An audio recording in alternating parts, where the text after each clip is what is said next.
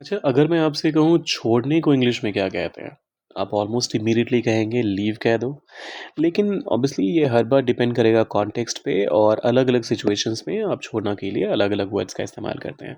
आइए सीखते हैं कब कौन-सा वाला इस्तेमाल होगा। नए हैं अगर चैनल पर तो फॉलो कर लीजिएगा, सब्सक्राइब कर लीजिएगा। पहला स्टेटमेंट आता है, I think it's time to dash this job and look for something better. कहने का मतलब है कि अब ये समय आ गया है, मुझे लगता है ये समय आ गया है कि ये नौकरी छोड़कर तुम कुछ बेहतर की तलाश करो। तो यहाँ पर आप क्विट का इस्तेमाल करेंगे। नौकरी छोड़ने के लिए आप हमेशा क्विट का इस्तेमाल करते हैं। She dash a phone at home and didn't realise it until she reached the office.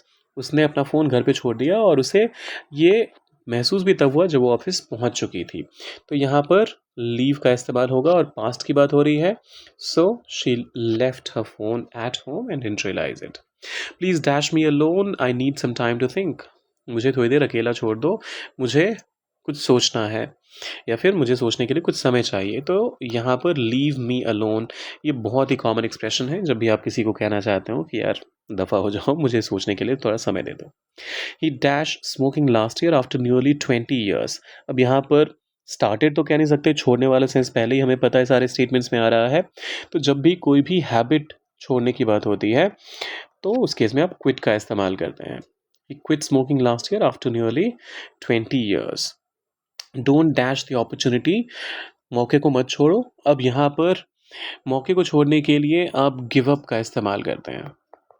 Don't give up the opportunity just because you are afraid of failing. मतलब सिर्फ असफल होने के डर से इस अवसर को मत छोड़ो। She dash a child with a parents. अब यहाँ पर फिर से बच्चे को छोड़ने की बात हो रही है कहीं पर। सो she left a child with a parents while she went abroad for work. उसने अपने बच्चे को काम के सिलसिले में जब विदेश जा रही थी तो अपने पेरेंट्स के साथ छोड़ दिया।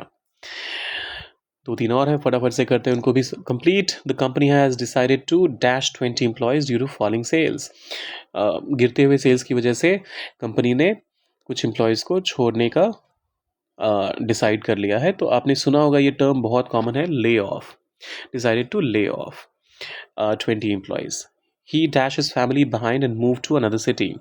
उसने अपनी फैमिली को छोड़कर दूसरे शहर में वो मूव हो गया। So left his family. You should dash the matter to police instead of trying to handle it yourself. यहाँ पर लीव द मैटर, जो भी इशू है जो भी मैटर है उसको पुलिस पे छोड़ दो, वो देख लेंगे।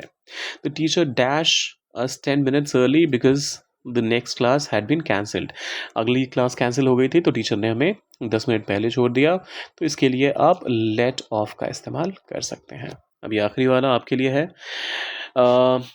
कौन सा सेंटेंस आपको लगता है सही है? He left his old habits, he gave up his old habits, he quit his old habits और he dropped his old habits.